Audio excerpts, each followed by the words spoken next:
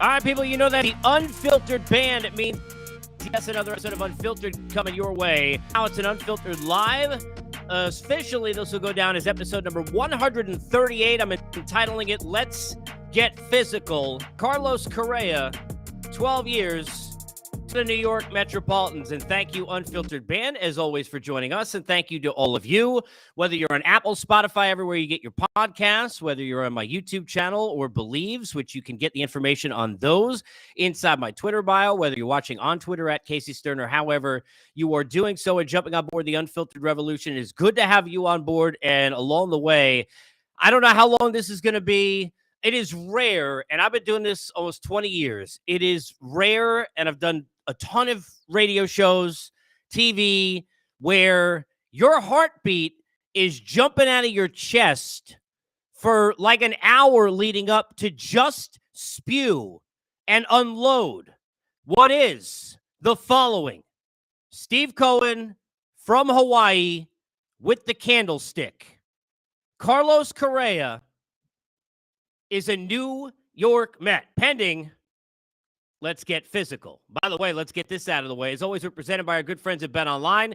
Basketball's back. BetOnline remains your number one source for your sports betting needs this season. You'll find the latest odds, team matchup info, player news, and game trends over at BetOnline. Your continued source for all your sports wagering information. BetOnline's got live betting, free contests, giveaways all season long. It's always the fastest and easiest way to bet all your favorite sports and events, whether it's NFL, NBA, NHL, MMA, tennis, boxing, even golf. It's simple. Head over to betonline.ag. That's betonline.ag to join. Get your 50% welcome bonus with your first deposit. Make sure to use the promo code BELIEVE. That's BLEAV to receive your rewards. It's BetOnline, where the game starts as we get started here. And I say this, you can always chat with us. I'll respond to tweets afterwards when we're not live, but you can get it on the chat either on YouTube or by opening the box on Twitter and getting in there as well. You can chat with me along the way, and I'll try and hit as many of your comments as I can. I want to start here with this because I feel like, and I've got, look, even my notes are all, I'm all over the place. I woke up this morning, gave the kids their breakfast. They're off this week. They get going at like 6:30 in the morning. I didn't even get on my phone till around 8. When I got on my phone and looked at Twitter, and I saw in my mentions something about Correa, I had somebody messing with me. I thought this was Arson Judge all over again. And then I continued to look and to find and to seek and to read about what happened in the wee hours of the morning on the East Coast last night, as while he's on vacation at dinner, Steve Cohen, seeing an opening with Correa, connects with Scott Boras and gets a 12-year deal at $315 million, pending a physical, which clearly, let's start here, is a concern for sure. Now, Correa's been pretty durable. Correa had a lot of teams that were in on him making offers. There's a lot of due diligence that goes on before that. You know, Steve Phillips, my good friend, made a great point, I thought, on Twitter. When you had Dansby Swanson still available at the time, and we'll talk about the Giants here on this show today, what the heck are the Giants doing waiting a week to get to the physical where they could have bounced off of Correa and gone to Swanson or elsewhere? Not the situation they have now where you want to talk about irony of ironies. Third base right now, what? A battle between Wilmer Flores and J.D. Davis, former Mets, to play third base for the Giants. They say it's not the back issue. I don't know what the issue was. I'm sure it'll come out. We'll find out what it is. I don't think Steve Cohen as an owner is putting out there his own quotes and getting out himself to make comments about Correa coming to the Mets if he doesn't believe that he's done his due diligence. And a guy with that kind of money, sure, he's got a lot of money, but when you're spending it at this level, I'm sure is doing that due diligence. You don't do that without thinking that you have gone down the line enough to be assured that Carlos Correa is going to play and he's going to be healthy for you. I don't know why that happened. I don't know how it happened with the Giants. We'll get to the Giants a little later. This isn't about the Giants. This is about the New York Mets. This stove is on fire. When you're a Met fan, and this is what people don't get, and I want to dig into Correa, and I will, and what it means for the team and all of that. But I think we have to start here with a lesson. Because there are going to be, and there should be, because Met fans right now are going to be insufferable, there should be A lot of people, and you'd be the same way if you're a Met fan, be fair. If it was the Yankees or the Braves or any of the Phillies, it wouldn't matter what team it was that was out there making all these signings, making all these headlines, spending all this money. You'd be saying, that's great. Your payroll's great. You blew the division last year. The Mets are going to Met. They collapsed. They didn't even win a playoff series. They couldn't beat the Padres. Complaining about Musgrove's ear. You lost DeGrom. You're going to go into whatever you can go into because we don't want to be happy for other people in this world, sadly. And in baseball, you get it. Rivalries. It's about what your team didn't spend and then what they didn't get. And why aren't they in the news? It's jealousy. And do you know how a Met fan knows that it's jealousy? Because a Met fan has lived a jealous life. A Met fan has lived an envious life. A Met fan has lived a bitter life. Remember that Time, Love, and Tenderness? What is that, Michael Bolton? If you're a Met fan, it's years of bitterness. That's the song you have sung for decades. And I know, because all my family are Yankee fans, and I lived that as a kid, and as I tweeted out, this is how I always envision it must be like to be a Yankee fan. Now, let's get it out of the way. Does it guarantee them a title? No. Have they won the division yet? No. Did they win a playoff series? No. Do they still have to play the season? Yes. Do they have age in the rotation? Yes. Do we have questions about what Sengai can do over here? Yeah, sure. Kodai Senga? Sure. Diaz, you paid a closer 5 years. What are you kidding me? Okay, great. You want to get into all of that, the pressure, the expectations. They haven't done it. What Scherzer down the stretch last season. What's he going to look like this year? You could go into anything that you want, and it all is there for you on a platter. And it's all real. And as Met fans, we can't say a single peep because we agree and understand that too. But what you don't get is that the Met fan has lived a life of jealousy. They have always had the Mets be treated like the Milwaukee Mets, not the New York Mets. The Wilpons be named to Steve Summers, not the Wilpons. They have had boys in the clubhouse. They've had Luis Castillo. They've had Mr. Met, their own mascot, the best in the sport, or the Philly fanatic, either way.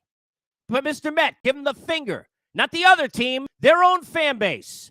We've had the Mickey Callaway press conference 1, press conference 2. We could go down the line forever. Timo Perez is base running. I don't know what you want to give me. Burnett's not once but twice. What about what was going to be with Alex Ochoa or Ryan Thompson or you could go Alex Escobar. How many guys you want to give me? Chris Donalds. We could give you every single thing you want.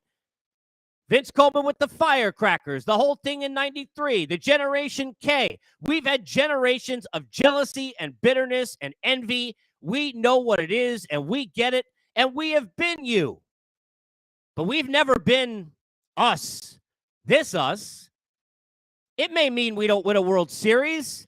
And now, as I said in a tweet recently before I got on this show, and I was watching my son was watching Empire Strikes Back this morning, and it reminded me of basically the Mets 2023, 2024, 2025, 2026, 2027.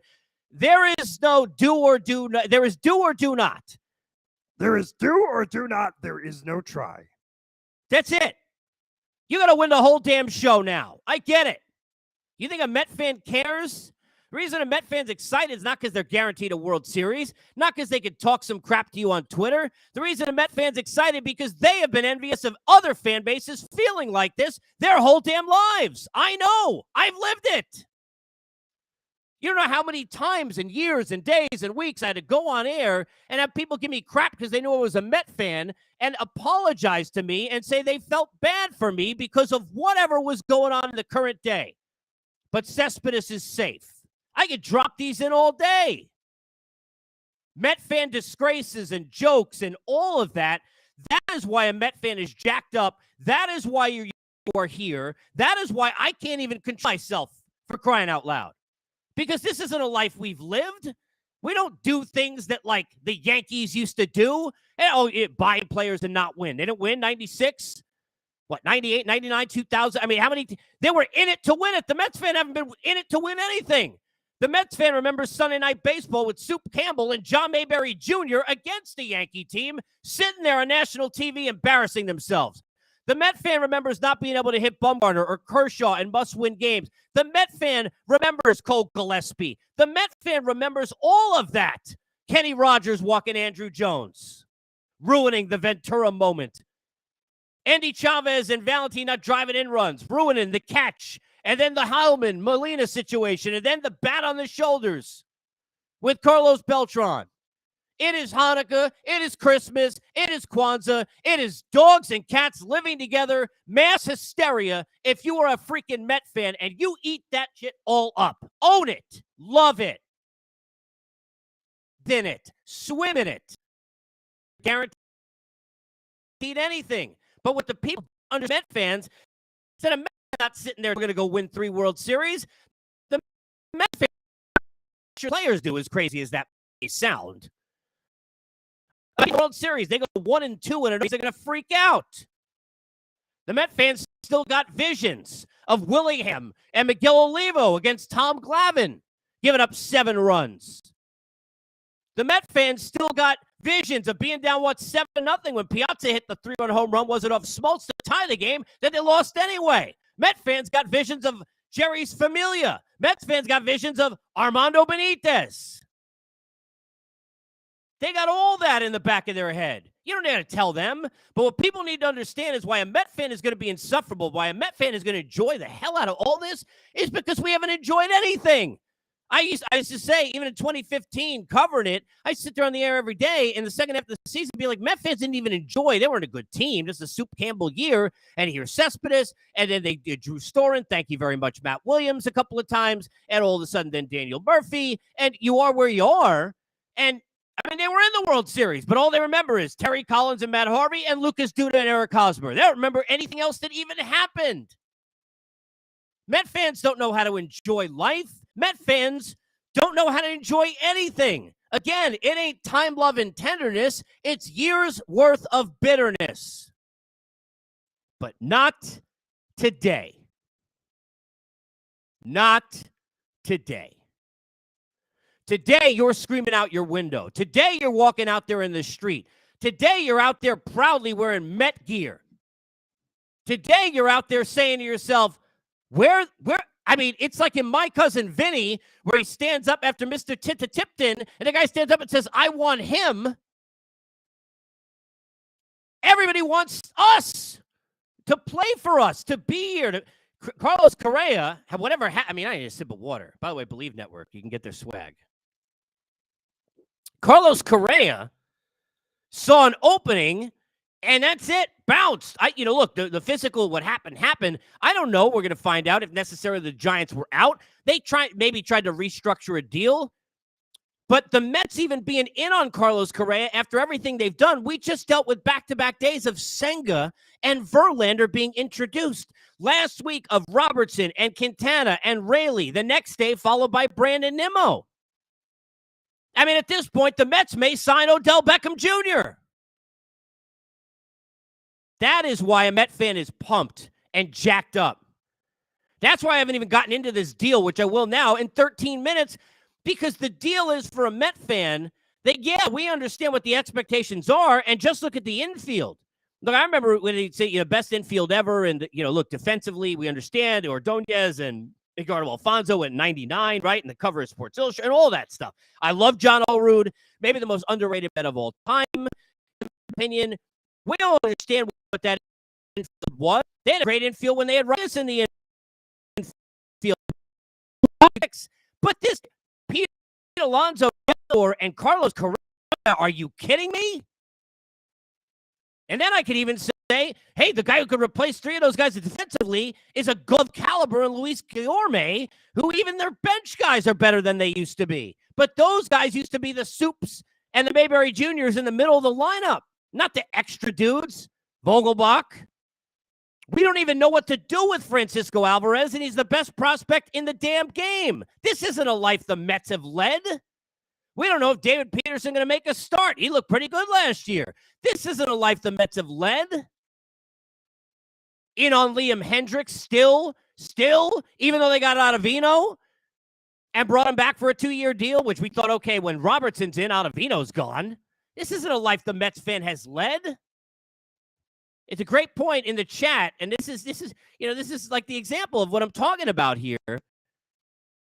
Used to call MLB Radio celebrating the Mets signing Moises Alou. I mean, look, if you're a Met fan, you used to celebrate anything. You were looking for promotions on the calendar that day. Oh, wow, it's fireworks night from Geico. Gotta go. Not anymore. Not anymore. Bill gets in and says, best birthday present ever. Happy birthday, Bill. Happy birthday to you. I mean, this is not normal life. This isn't normal life. In the chat, we're programmed for years to accept winning with a Pittsburgh payroll. Yeah. I remember. Mets have spent more this offseason than I think the Pirates have spent, I don't know, in their history combined. It's absurd. It is absurd. Now let's get to what it means. Carlos Correa is a player who at $350 million, and look, it's over 13 years, so you got to remember, because the money, and it is a lot, but it's the every year in the AAV versus do you pay for the length of term, and the AAV is a little lower. We get that. When you looked at that deal for the Giants, and you got to be, this is how you look at it as your Met fan. What did you think about when you saw it for the Giants? I'll tell you what I thought. I thought too much. I thought too many years. I thought for the Giants, who Aaron Judge would have changed their culture and their franchise, Carlos Correa wasn't going to do that to the extent that they needed, and they had to pay somebody to go do that. When they lost out on Judge, they had to find somebody, the Giants did, to do that. No offense to Mitch Haniger or to Sean Manaea or Ross Stripling or any other nice little moves that they've made. They had to find a guy who could do that, and I thought that's too much for Carlos Correa to do by himself. Probably too much for Judge to do by himself, but Correa is not Aaron Judge. But when you have the money that Steve Cohen has, assuming the physicals, and again, let's get physical. Let's remember that it would be just another Met thing, wouldn't it, if I'm back here in 3 hours doing another show, laughing at everything I'm saying now, because he fails the physical and this blows up and who knows what, and it's been some hoax and hoop-de-doo, right? I don't think I've ever said hoop, but hoop-de-doo-de-doo. For Carlos Correa to come to the Mets, he didn't have to change anything. This is greed. This is the movie Wall Street, Greed is Good. The Mets already won 100 games. The Mets already fortified and deep in a rotation. When you think about the amount of starts Verlander is going to make versus DeGrom, then what Senga could be, what we know of Quintana, even if he's somewhere between last year's great year and what he usually is, that means durability and a lot of innings and replacing some of Bassett, some of Walker. The buildup of Peterson, I would keep Carrasco and not move him. If you got all this money in the world, you don't need to worry about $14 million because you don't care about the tax. Don't move Carrasco.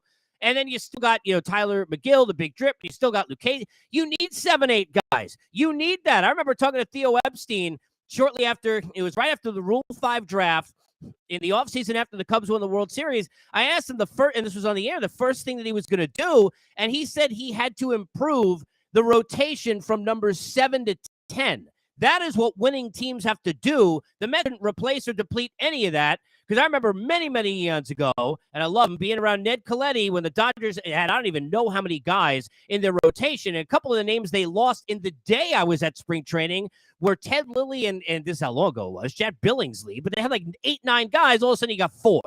Dodgers last year in their staff, right? How quickly that stuff can go and deplete. You keep the depth, but their rotation depth is better. The bullpen, Ottavino comes back and Diaz comes back, okay. But no offense at all to anybody that they lost, but Raley and Robertson are huge upgrades. They got a deeper pen, and with the staff I just said, you could have Lucchesi and or McGill and or Peterson in the pen with them. It's a deeper, better bullpen. It's a big shot. But then the one question the Mets had was that lineup. Because, and I've said this before, and I said this when Nimmo came back, if you're looking at the Mets logistically last year, the Starling Marte injury was the worst thing that could have happened, and it happened at the worst time. I'm not saying that's the only reason they blew the division or lost the division, whatever way you want to look at it. We know what Scherzer and DeGrom and Bassett, all three of them, didn't do in the series against the Braves. We know what didn't happen against the Nationals. We know what didn't happen against the Cubs when they got swept. We understand all that going back August, September. But anybody who was watching the games knows it's a different team with Marte in the lineup than it is without. Well, now Marte don't got to go play center field because you brought Nimmo back, and you got Marte healthy. And you still got Canna. And I think they'll still try and add. I know Drury moved, but you got Duvall, you got Conforto. There's other guys who are still out there. Profar to try and add in that depth there too And we know McNeil can move around as well. You're going to still see some Guillorme. But they had Escobar at third and a little bit of Beatty, if you believe in that. And I'm not a huge buyer into him, and that's not anything negative. It's just I'm not. It's not a prospects are cool, parades are cooler. It's just he looks like he's got a nice swing, seems like a good kid. Love that he hit a home run the first day, but I don't know what he is yet, and I don't think Vientos rather is really much of anything. Don't know what those guys are going to add into that mix. But you had Escobar. Right? And you had Lindor, and you had McNeil, and you had Alonso. That's pretty darn good. You brought in Narvaez. You know you're going to eat the McCann money and move him. James McCann's not going to be on this team when this season starts. I think we all understand that because you already don't know what the hell you're going to do with Alvarez. Is he the right-handed DH? They don't really see enough lefties for that. Does he DH every day? And Vogelbach's on the bench, which is what I think they almost have to do. Alvarez got to play somewhere. He's going to back up and catch. But is he going to back up and catch? Because if I got Narvaez on the left and I got sit there Nito from the right, what the hell is Alvarez not going to catch much? What, once every 2 weeks? I think he got to back up Nito, but he's not doing that. So what's he doing? I don't know what he's doing. But those are the questions about the lineup and where they were going to be. Well, now you don't have any of those questions because you got Carlos freaking Correa at third base. Now, I'm not sitting there and trying to give you this is A-Rod and Jeter all over again, but the comps need to be made. No, he's not Alex Rodriguez. And no, Francisco's not, Derek Jeter. But I got news for you. This version of Francisco Lindor was a better player than Derek Jeter was at that point. You could make a very good case. The intangibles and all that stuff. And look, I love Derek Jeter. I think he was criminally underrated at the end of his career because everybody had crapped on him so much. But I'm just saying, now you got Correa moving over to third base. And what can you do with that? How is that going to work? But this lineup, which you had problems hitting any kind of good pitching the last couple of months. Even against bad teams, they couldn't hit anyone, seemingly, when Marte wasn't in the lineup. There were times down the stretch, including in the Padres series, where Nimmo and McNeil were the only great at-bats you had, and everywhere else seemed like a bunch of Swiss cheese in the middle of it, and 5 holes in your lineup. Well, now you bring in Carlos Correa, who, let me circle back, doesn't need to get paid $315 to change your culture. He's getting paid $315 because that's what it took to get him. He's getting paid 12 years because that's what it took to get him. But he's not coming in here in this lineup have to be the best player on the team. He doesn't. And if he's the best player on the team, the Mets aren't going to win. But now you got to line up with Nimmo leading off, Marte hitting second. You got Lindor. You got Alonso. Depending upon what you want to do with the lineup, do you want to work a lefty in there? Probably. You probably put Correa right behind him. Then maybe a Vogelbach when he sits, where he sits in the lineup when he plays, if it's against the righty and he's left-handed, and if he's DHing the way it is now. Or McNeil. Then Vogelbach. Then Canna. I mean, Tomas Nito was hitting better than we ever thought. Who the hell cares what he does offensively? Just go be a Gold Glove caliber candidate catcher. Doesn't matter. Go handle this staff. The Mets lineup is good. Now, look, you could say what you want, but if you're a Met fan being real, most of the year last year, you're like, man, we could pitch the hell out of it, but this lineup is not very good. Got a couple of all-stars. It's really top-heavy, and especially when Marte wasn't there, man, 5 through 9, you're sitting there thinking this isn't enough. In today's day and age, this isn't enough. Well, now they got enough. Now you got enough. Nimmo. I'm not saying he's an all-star, but he's got the potential to be that caliber player. Marte surely does. Lindor surely does. Alonso surely does. Correa surely does. McNeil surely does. I just went through the top 6 spots in your lineup, and you got a chance for all of them to be on an all-star team. That's pretty damn good. Your rotation. Scherzer surely does. Verlander surely does. Top 2 are Cy Young candidates if they're healthy, and I know those are ifs. If Senga does what he seemingly can do, he might be one of the best number 3s in the sport, for all we know. But he and Quintana and Carrasco, 3 through 5, behind what they got 1-2, that's the best rotation in the game. Bullpen. Oh, you got Edwin Diaz. That's great, but what's setting him up? I don't know. 3 dudes who had like whips under 1 and terrific years in Robertson and Raley, a team that couldn't get lefties out, that was sitting there throwing out Joely all the time. No offense to Joely Rodriguez and Dave Peterson in a bullpen when they could because they couldn't get lefties. You got Robertson, who's got reverse splits. You got Raley, who's left-handed. They still might even go get another one. They're still looking at right-handed Liam Hendricks. They are not done. Because when you spend, you either go for it and try and win it all, or what the hell is the point in spending? And that brings me to this. And this is the most important part of anything I'm going to say today. Of anything. Thank you, Steve Cohen. Man, I don't know if this team's going to win a World Series. I don't know if they're going to have the biggest Mets being Met year ever.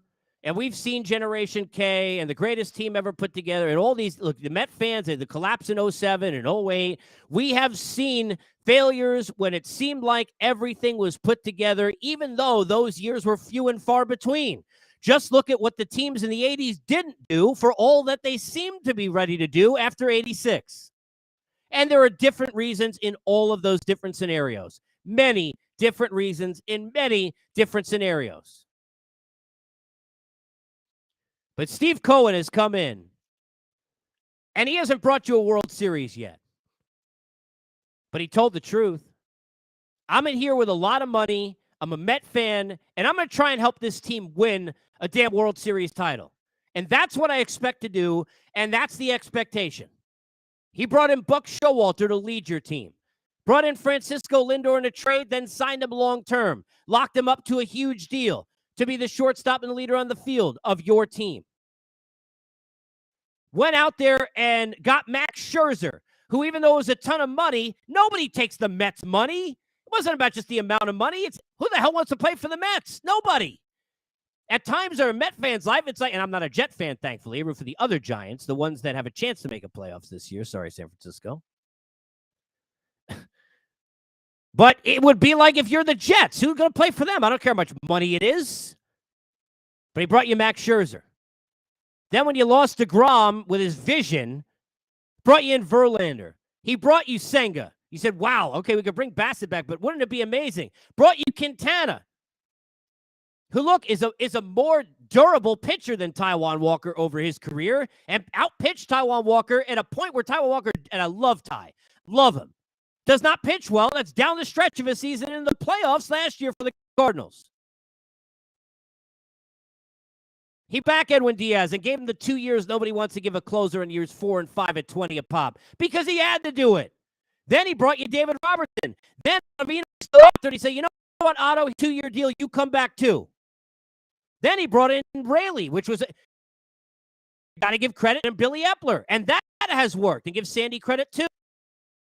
The leadership is not a joke. The leadership is not a laughingstock. It's not a bunch of guys who make a lot of money being led to the slaughter. It's a bunch of guys make a lot of money being led by guys who are worth leading.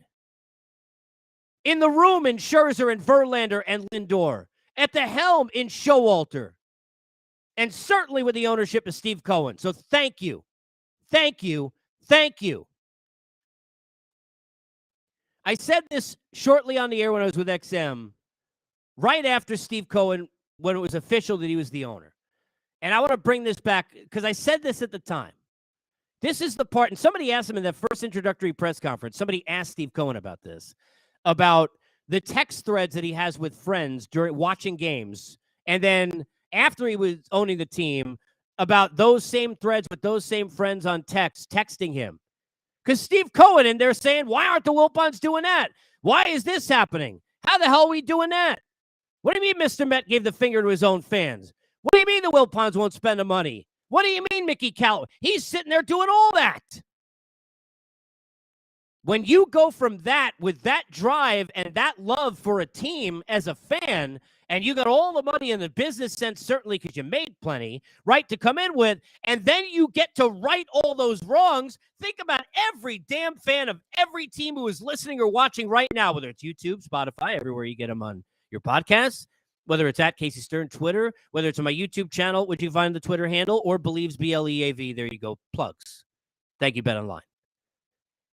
Wherever you are, whatever team you root for, think about this right now. Imagine if you were the one, you win the lottery tomorrow, and you get to right every wrong you've said. Every single damn thing that you complain about. A Pirate fan who's sitting there saying these owners got money, and they got money that they don't want to spend. And I feel for a Pirate fan. For sure I do. An A's fan, it's brutal. For sure I do. Absolutely. But imagine if you're an A's fan thinking, oh, my God, I'm a diehard. I'll give a shout-out to one of my callers for a decade and a half, Bleacher Dave, if he's watching this, who's diehard an A's fan, as I know. You're sitting there, you're an A's fan, all of a sudden you win the lottery, you own the team.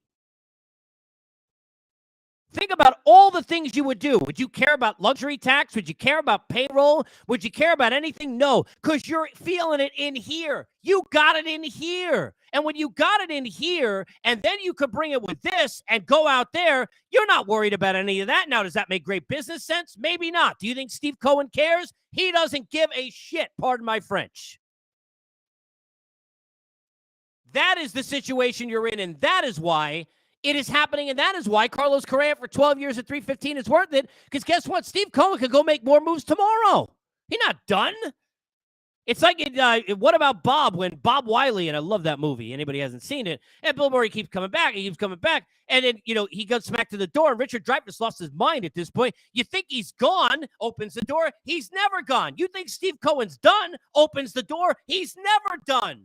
He's never done. Thank you. Thank you. You got to love it. Got to love it. This one on the chat, even at the worst case scenario, owner will try every year to win a World Series. We'll never have a team that shells out John Mayberry Jr. hitting cleanup ever again. And that's true. They're going to pay to play. That's what you have to do. It's what you have to do. You don't have a choice. You don't have a choice. This one comes in from Bill Barton. He says, the luxury tax, they have to let Alvarez stay in AAA now. Same with Beatty. Canna, Narvaez, Escobar's contracts will then fall off. They have the first-generation contracts to offset the bloated payroll. Look, it's possible, but look, if you thought Alvarez was good enough to be in a playoff spot last year, and he's a top player in baseball as a prospect, we already saw in this division with the Vaughn Grissams, right? And all of the players, my God, and the Striders, and the list goes down the line for the Braves over the years. And they're not the only team that's done it. Guys who have put young kids in and they've succeeded, and they've brought that timeline forward. If Alvarez can play, he should be the DH every day. You're probably going to want another lefty in the lineup as much as possible, which is why Vogelbach fits. But I got news for you. Michael Conforto, the Rangers have been in on Conforto. The other teams in on Conforto. I don't know what the role's going to be, and I don't know what the relationship is, but, I know Scott Boris's relationship pretty good with the Mets. Just got on the phone at a dinner in Hawaii and got them Correa. Was just there at the Nimmo presser. I like Scott. Maybe he can get Conforto to sign a deal. Conforto can go be the DH every day, and Vogelbach goes to the bench. And there's your left-handed bat. Conforto would go from a guy who last time you had him had to hit third in the lineup, he hit seventh. Not a lot of pressure. Not a lot of pressure. And you don't have to hit lefties, which they always try to protect him from, because you got Alvarez sitting there. Or you can move guys. You got Eduardo Escobar, who, if he hits like he did last year, think about the options that Buck Showalter has to play with. McNeil, who can move around second base, third base, outfield. Guillorme, who can move around second base, shortstop, third base. Correa, who can move over shortstop if something happened to Frankie Lindor. You got guys all over the place who can move around. Mark Canna could shift him to center field seemingly any time and be just fine. We know Marte could do that. They got places to do that all the time. All the time. They got tons and tons and tons of versatility. Tons of versatility. This one comes in. It says Vogelbach can't be on the bench if he isn't the DH. Zero defensive ability. Well, look, he could be on the bench if he's not the everyday DH, because left-handed bats with thump off the bench still plays at the big league level. And when you've got a guy who gives the kind of at-bats that he does, and sometimes he's too patient, but because he can draw a walk, when you're sitting there trying to start a rally in an inning, and you've got the combination of a guy who could walk and then get pitch run for and start a rally, or he could be sitting there and hit a home run for you off the bench, he's sitting in like a Matt Stairs role, let's say, when he was with Philly back in the day, there's absolutely a role still for Vogelbach, for sure. Because that still plays, and you still got to be paying attention to that. And Bogey gives you good at-bats, and he's great in a room. So I don't agree with that. I still think even if they brought in a Conforto and let's say he was DHing some from the left side and then, Alvarez or however they wanted to do it, Escobar, or even if Escobar wanted to, look, if Escobar's hitting well and they wanted to DH him. But think about the opportunities to get guys off their legs and move guys around in this field. They got a ton of options now. But now there's no excuses. Now there are no excuses. Now there is do or do not. There is no try. In 2023, in 2024, in 2025, and beyond that. There is do or do not with the Mets, and that's win a championship. There is no try. Now, look, they get to an LCS next year and losing 6 or 7 games. And by the way, think of what I'm saying, because that's the kind of pressure. If they get, how hard is that? It's impossible. It's why the Astros doing it 6 years in a row was so amazing. And mixed with some other stuff. But if the Mets could lose in an LCS, let's say 6 or 7 games, Met fans will cry about it. But I don't think you can complain. Then you're saying, okay, that's the first big step. Now we got to go win the World Series next year, right? But this is what you're doing. And I got news for you. If you think the Mets spending all this money means they're not getting Ohtani, if you gave me the odds right now, and I don't know what they are, Bet Online, Bovada, or wherever you go, I don't know what the odds are on Ohtani, who I have said, and I've said this on the show months ago, I feel very, very strongly that Ohtani next year, and this is not, by the way, rocket science, either going to be a Dodger, a Yankee, or a Met. That's it. That's it. This guy knows the money he's worth. He's all about, and I don't mean in a bad way, loves and soaks up every way you should, the spotlight, and is a star. And that's where you want to be a star. No offense, because down the 5 freeway, not L.A. But with the Dodgers in that uniform, the Yankees or the Mets, that's where Ohtani's going to go. You think right now that because the Mets spent all this money and now they got Correa, they're out on Ohtani? I would put them as the favorite to get Ohtani because Steve Cohen gives no Fs. He doesn't care. F isn't even in his alphabet. He got 25 letters when he works with his kids. A, B, C, D, E. I don't give no Fs. G. Ohtani definitely in play. I don't know what this is going to mean. I don't know whether or not the Mets are going to be as great a team as they're supposed to be. But your favorites right now in the National League to get to the World Series are your New York Mets. Your favorites to win the division next year are your New York Mets. Haven't seen the odds, wouldn't be surprised if even with the Astros, your favorites to win the World Series right now. Now, they got a couple of former Astros in Verlander and Correa are your New York Mets. That guarantees you nothing. But if you're a Met fan, soak this up. Live it, swim in it, enjoy it. Call your friends, text your pals, and then imagine if that same thread, those same friends, and those texts, one of those guys or you own the team, because that is why Steve Cohen is doing all of this. God bless him. God bless you. God bless America. And God bless the New York Mets. We, as always, on Unfiltered, are presented by Bet Online.